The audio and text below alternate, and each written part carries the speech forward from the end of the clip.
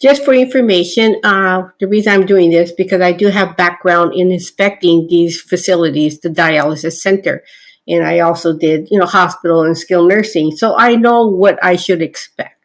So when I reviewed my mother's medical records, I saw that she was discovered on the floor next to the dialysis chair, naked from the waist down. That should never have happened. There are staff that are always around, and they actually don't leave the patient till they are seated and prepared at the dialysis center. So when I saw that, I asked the dialysis manager why, what happened. They were very elusive. They would not answer my question. I did file a complaint, and I still haven't got answers. They even, the staff that actually saw my mother asked her, why didn't you call for help? And her response was, I didn't want to disturb you. And that in itself shows that she was not all there, and they should have been with her. As soon as a dialysis patient comes in, they check in and they're taken to the chair, and the nurse sets her up.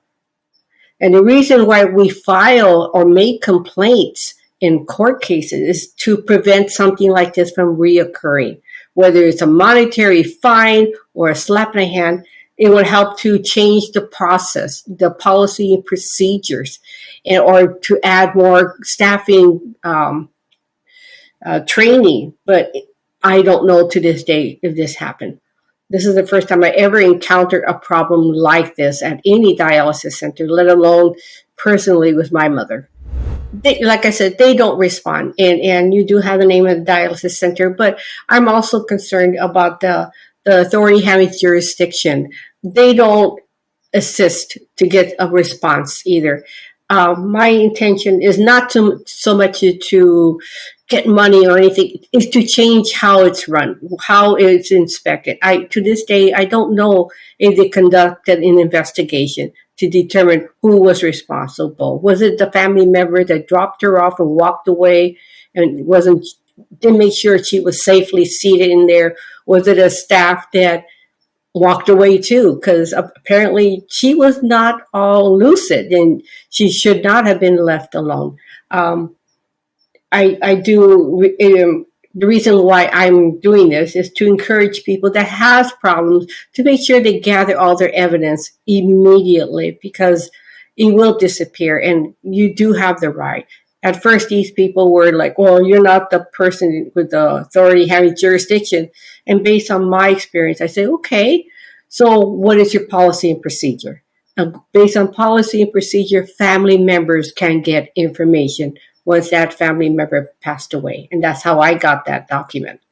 So a lot of things they won't tell you. And unfortunately, sites like this will make this information available to other consumers that may need assistance. I would like to find out what was the result of their investigation. Was it because staff was not available? Or was it the family member left too early and didn't bother to go back to check on her? For me, I did once in a while I did take her to dialysis, and I stayed there until the staff was there and made sure she was okay. I didn't leave her alone. And as a person age, sometimes they may not realize they don't really know how to take care of themselves, and they'll fall.